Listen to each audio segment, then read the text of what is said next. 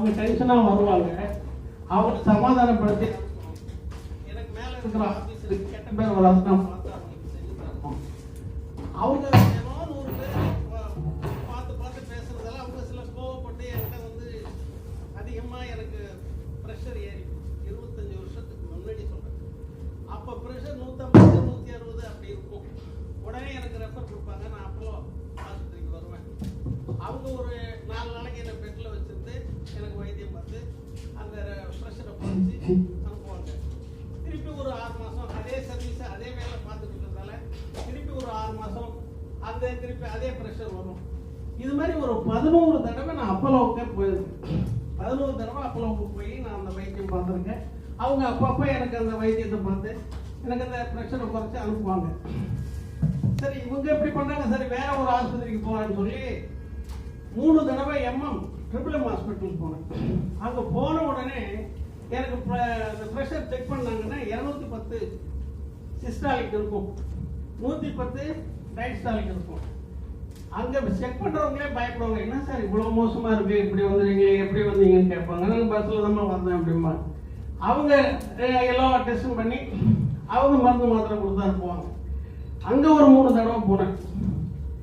அதுலேயும் எனக்கு குறையல. அதுக்கு பிறகு மகாத்மா காந்தி ஆஸ்பத்திரியில் அருண் பிரசாத்னு ஒரு டாக்டர் இருந்தாங்க. அவங்க கார்டியோ ஸ்பெஷலிஸ்ட்டு, நல்ல டாக்டரு. நான் டாக்டர் மேலே யாரையும் குறை சொல்லலை, நான் சொல்கிறேன் என்னுடைய வியாதியை சொல்கிறேன். அது மாதிரி அவங்க எல்லா டெஸ்ட்டும் பண்ணி அவங்க மாத்திரை கொடுத்தாங்க. அது கொஞ்ச நாளைக்கு அந்த மாத்திரை கேட்கும், திருப்பி கேட்காது.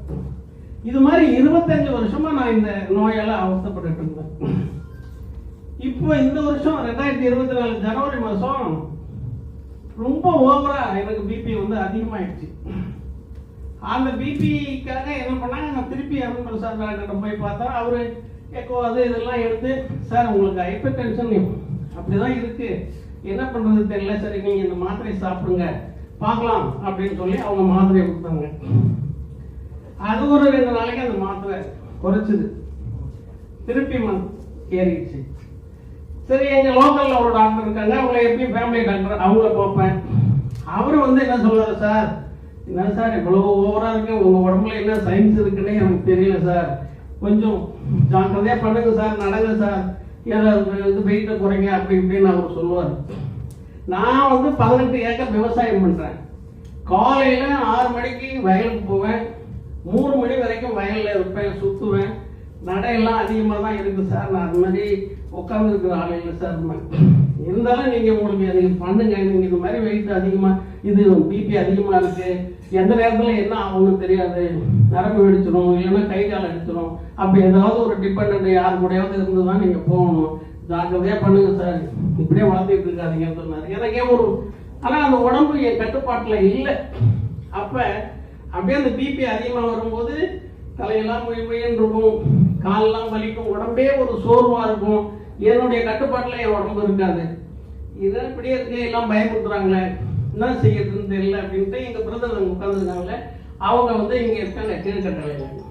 அவங்க கிட்ட கேட்டேன், இது மாதிரி இருக்கு என்ன செய்யலாம் அப்படின்னு சொன்னாங்க. காவேரி ஆஸ்பத்திரி இப்போ ஒன்று புதுசாக ஆரம்பிச்சிருக்காங்கப்பா, நீ வா அங்கே பார்க்கலாம் அப்படின்னு சொல்லி கூப்பிட்டாங்க. ஆனால் நேராக அப்போ உடனே புறப்பட்டு நேராக வந்தேன். இது பெரிய கடவுள் மாதிரி எனக்கு அஜித் சார், அந்த அஜித் பிள்ளை சார் அந்த நேரத்தில் வந்து அவரை பார்த்தேன். திடீர்னு அவங்கள நான் பின்ன பார்த்ததில்லை.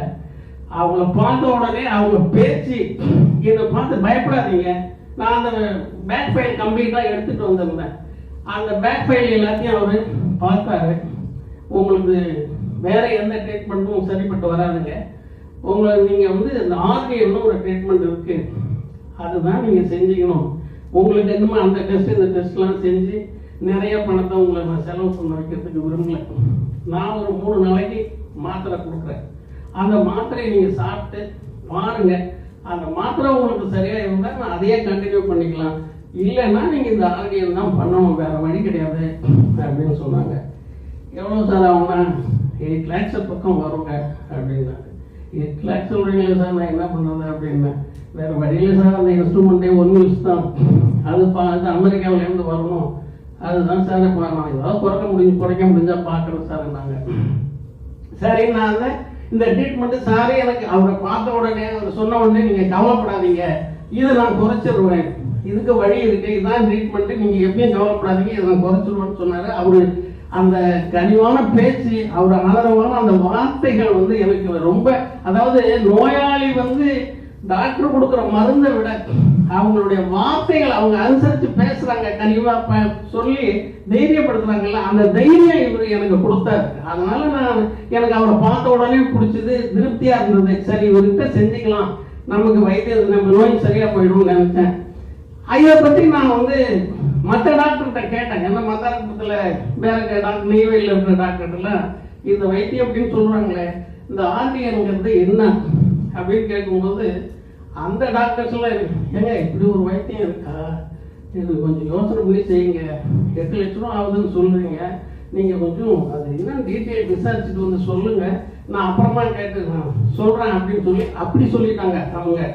சரி, இது இப்படி சொல்றாங்க, இது என்ன, இதை பத்தி எனக்கு தெரியலையே அப்படின்னு சொல்லிட்டு ஜெர்மன்ல எங்க அண்ணன் மாப்பிள்ளை ஒரு சயின்டிஸ்ட் இருக்காங்க, உடனே அவங்களுக்கு ஃபோன் பண்ணி, அவங்க பேர் விநாயக சீனிவாசன் பேரு, அவர் நிறைய டாக்டரேட் வாங்கியிருக்காரு, அவர்கிட்ட போய் ஃபோன் பண்ணி இது மாதிரி இருக்கு, இந்த ஆல்ரெடியான ஒரு ட்ரீட்மெண்ட் இருக்கு, அதை செஞ்சுக்கலாமா, இது மாதிரி காஸ்ட்லியா இருக்கு அப்படின்னு சொன்னாங்க.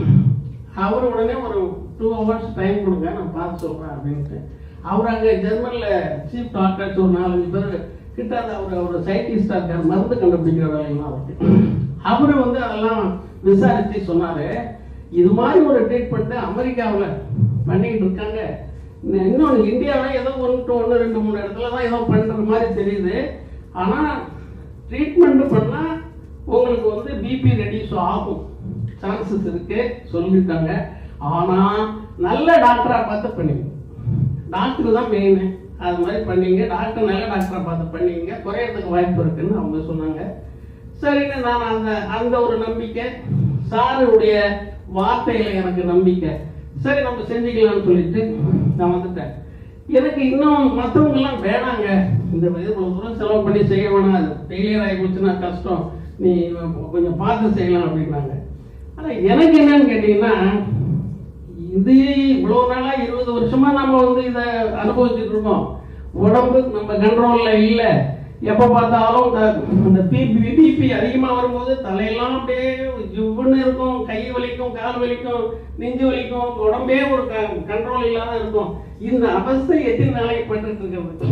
எல்லாருமே வந்து வைத்தியம் பார்த்துட்டோம், நானும் 20 வருஷமா வைத்தியம் பார்த்துட்டு இருக்கேன், எத்தனையோ டாக்டர்ஸ் என்னென்னமோ கொடுத்துட்டாங்க, எவ்வளவோ டெஸ்ட், எம்ஆர்ஐ ஸ்கேன், அது இதுன்னு எக்கச்சக்கமா பண்ணி பார்த்துட்டேன், எதுக்குமே அது அடங்கல.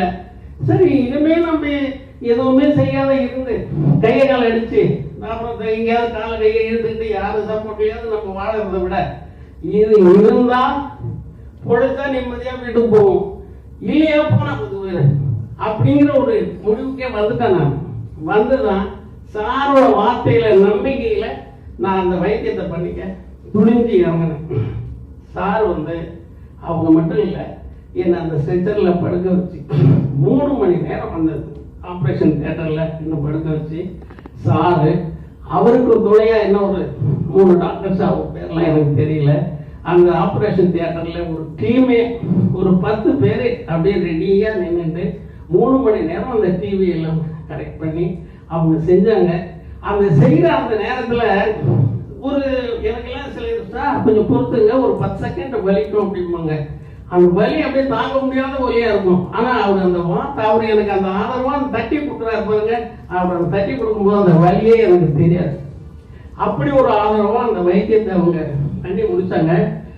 அது எப்ப பார்த்தாலும் எனக்கு பிபின்னு பாத்தீங்கன்னா 200, 210, 110 தான். அந்த இன்ஸ்ட்ருமெண்ட்ல அதை விட ஒரு பெரிய கஷ்டம் என்னன்னு கேட்டீங்கன்னா, கடலூர்ல ஒரு டாக்டர்கிட்ட போனேன், அந்த பிபி மானிட்டர்லயே எனக்கு அந்த பிபி காட்டன், பிபி மானிட்டரே சொல்லுது அவ்வளவு பிபி இருக்கு. அப்படி என்ன சொல்றாரு எங்க வீட்டுக்காரங்க கிட்ட, அம்மா இவரு எந்த நேரத்துல என்னன்னு தெரியாது, நீங்க ஏதாவது ஒண்ணுன்னா உடனே தூக்கிட்டு வந்துருங்க, அவர் பார்த்துக்கலாம் அப்படின்னு சொல்லி அனுப்பிச்சிட்டாரு. நான் உடனே சரி என்னடா அப்படின்னு சொல்லிட்டாரு, வீட்டுக்கு வந்து எல்லா பொறுப்பையும் மற்றவங்களை கூப்பிட்டு ஒப்படைக்கல, இதெல்லாம் பார்த்துங்க. அந்த மாதிரி எல்லாம் பிபி எனக்கு என்னை வச்சு பயமுறுத்துச்சு. பயமுறுத்தின இந்த பயத்தோட வாழறதை விட செஞ்சுக்கிட்டு குழந்தை நல்லபடியா இருந்தா அவர் பேரை சொல்லிட்டு இருப்போம். போனா போயிடும்னு செஞ்சேன் சார். அருமையான வைத்தியம் பண்ணி கொடுத்தாங்க. இப்போ என்னுடைய பிபி நார்மலா இருக்கு, 140 சந்தோஷமா இருக்கு. அந்த பிபி மாநில கையில வச்சோம்னா எனக்கு பயமா இருக்கும். அப்பெல்லாம் என்ன காட்ட போதோ என்ன வருமோ அப்படின்னு தான் இருக்கும். இப்ப எல்லாம் பாத்தீங்கன்னா துணிச்சலா பிபி மருந்து பாத்தீங்கன்னா 150 இருக்கும், டைசாலிக்கு 70-75 இருக்கும். உடனே பார்த்தோம்னா 120 இருக்கும், 100 அந்த மாதிரி சுத்தமா நார்மல் வந்துருச்சு. ரொம்ப சந்தோஷமா இருக்கு சார். இதுக்கு நான் நன்றி காவேரி ஆஸ்பத்திரிக்கும் அஜித் சார் டீமுக்கும் ரொம்ப கடமைப்பட்டவன். அவங்களுக்கு நான் ரொம்ப என்னுடைய மனமார்ந்த நன்றி. என்னுடைய குடும்பத்தின் சார்பா, என் சார்பா, என் குழந்தை, என் அண்ணன், என் மகன் எல்லாருடைய சார்பாகவும் என்னுடைய மனமார்ந்த நன்றி தெரிவிச்சுக்கிறேன் சார். நன்றி சார். வணக்கம்.